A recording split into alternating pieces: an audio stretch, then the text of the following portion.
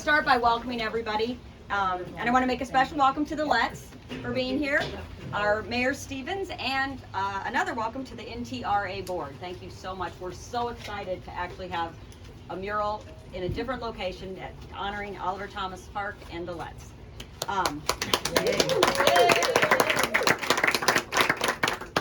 So this is a mural that's been kind of on the Historical Society's radar for quite a while. We wanted to do something here, and last summer it really kind of got kicked off. We started working with Jay Allen, who is the main artist here. He's a wall dog artist, and we worked with him to get it historically accurate with colors and whatnot. We give them obviously artist license, but make sure it's historically accurate. So we started last summer with him. He did our Wall Dogs mural on the square, so we were familiar with him. He did the one for William Holland. And he could not be here today, but he sent me his remarks that he wanted me to read real quick. He said, "This is the second time that the Washington Historical Society and the community of Washington have embraced my public art passions and let me create a new identity for the community. This one is most unique for its location. Most historical murals will be found in a downtown shopping district. Perhaps this is just the beginning of something exciting here at Oliver Thomas Park. I grew up playing, then coaching baseball, and I know how much history means to the game. To be able to honor the Lettes with the 1950s themed mural is not just gratifying for me, but I know it will be for the baseball community as well. Viral photos of the mural and players posing near it will help broadcast the addition to the neighborhood park. I wish all good things for the players who walk these fields. Thank you again to the Washington Historical Society for continuing your advocacy to the past and its role in our future. I'm honored to play a small part in memorializing your community's past." So that's what Jay wanted to say. And regretfully, he couldn't be here. And then I need to just do one thank you to all of our supporters who have helped make this possible, and a special thank you to Matt and Nate Mordhorst, I believe is how you say it, who came through at the last minute and helped get the mural, which is in, I think, 5 pieces, put up. So anyhow, and now I'm going to introduce John Stromberger to tell you a little bit more about the Lettes. All right, I'm going to give you a little bit of history on the Lettes and their time here in Sunnyland. Most of us know them as the Pekin Lettes from the 60s and 70s, and they were playing down in Mineral Springs Park in Pekin. They drew thousands of spectators down there, but that's not how they started. They started in Peoria, or East Peoria, as in the 30s, and they were the Caterpillar Dieselettes. And the players were Caterpillar employees. The company paid them to travel the country. You guys feel free to correct me on any of this, okay? They will. The company paid them to travel the country and tour the factories in different cities and play exhibition games. And in 1956, Caterpillar dropped the sponsorship of the team. And that's where Sunnyland comes in.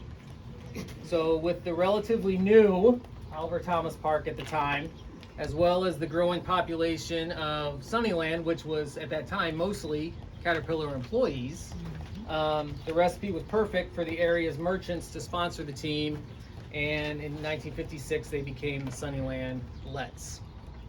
On June 2nd, 1956, the Lettes had their first game in Sunnyland against the St. Louis Orphans. WEEK TV sports announcer Chick Hearn threw out the first pitch, and former Dieselettes were honored at the game.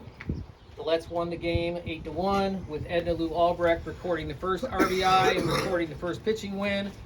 Chick Hearn would later serve as the announcer for the Los Angeles Lakers for 41 years, and he's in the Naismith Basketball Hall of Fame. As far as I know, the only Washington-raised girl to play for the Sunnyland Lettes was Janet Gawker, who played for the Lettes in 1957 and 1958. Now, Sunnyland at that time was much different than now. There were really 2 communities. There was Beverly Manor, which is over by where Teamworks is, and there was Sunnyland, which was over here. The Rolling Meadows did not exist. Sunnyland Plaza did not exist. So there was this area, and there was that area. For 3 years, from 1956 to 1958, the team played here at Sunnyland, drawing large crowds to Oliver Thomas Park on summer evenings. I assume you played on this field right here, this front field? During their final 1958 season in Sunnyland, Coach Chuck McCord started playing some home games in Pekin. On June June 20th, they played their first game at Mineral Springs Park against a team from Davenport, Iowa. 1 month later, they played a charity game in Pekin against Livingston, Illinois.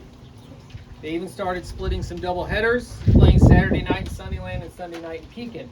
The final game played as the Sunnyland Lettes was on September 1st, 1958, as they lost to a team from Lancaster, Pennsylvania in the Women's World Softball Tournament in Bridgeport, Connecticut. In that final year, Coach Ramsey led the team in pitching with an earned run average of 0.49. Bev Brown led the team in runs scored, and Esther Torrey led the team in stolen bases. All three of them, I believe, are here, correct?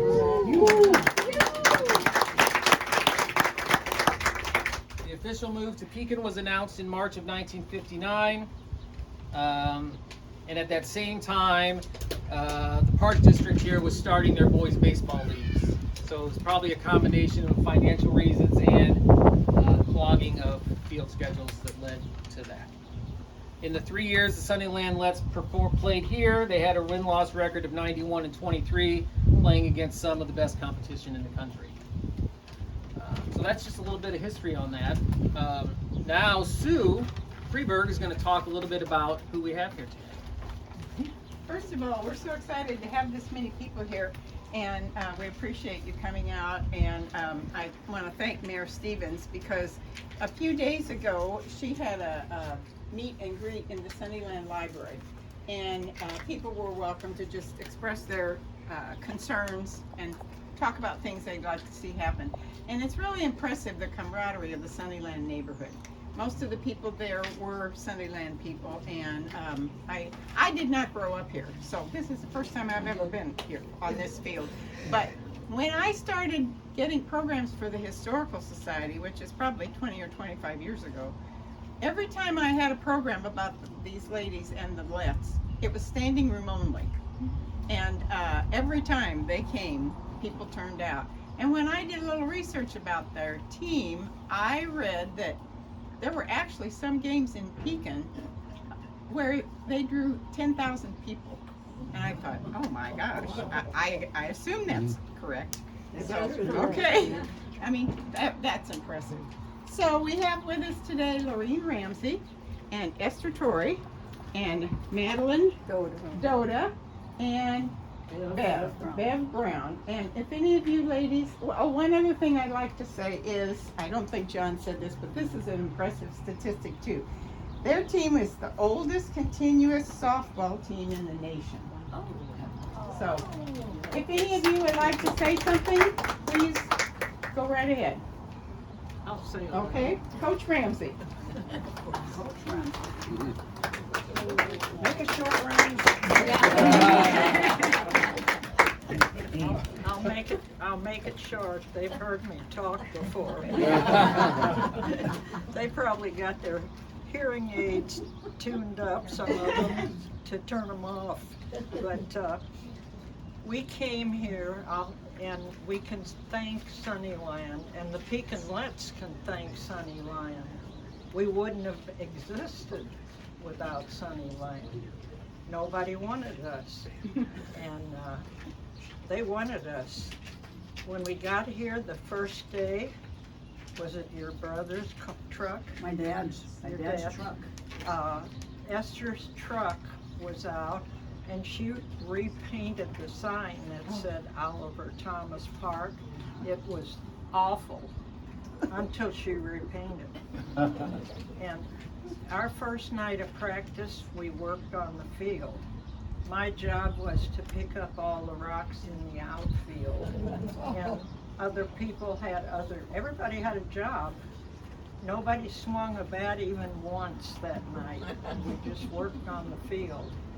And after playing at Caterpillar, it was a little depressing because we never even cleaned our own uniforms with Caterpillar. They gave us $8 a day to eat on the road with Caterpillar, and they got 10 in the big leagues. And that was back in 1955. So I could eat on $4 on the road. I saved money for college from our meal money. So we had to adjust to just a lot of things. The soda stand, or whatever you want to call it, concession stand, it was all beat up too. Some of the girls that night worked on that too. But, and we had our friends the first game that came to watch us, kind of like our friends today. And after that, a few more Sunnyland people came, and a few more Sunnyland people. And pretty soon we filled the somewhat limited bleachers, but what they had, we filled. And it wasn't a bad place to play. The newspapers covered us and were positive. We were always one of the best teams in the nation. When Chuck announced to us, he called a meeting at one of our players, seven of our players rented a room in this house, and announced that Caterpillar had dropped us. He said, any of you girls can play anywhere, and I'll help you if you want to go leave. Nobody left. We all stayed together, and it was very exciting. We finished as high as third in what they classified as the world tournament because Japan was in it. Japan didn't place in the top 4 that year, but they were coming, and they beat the U.S. in the last competition. But we're going to get them this year. So, Esther, would you like to say something? Or Beverly? I think you pretty well covered it all. In other words, it's hot. So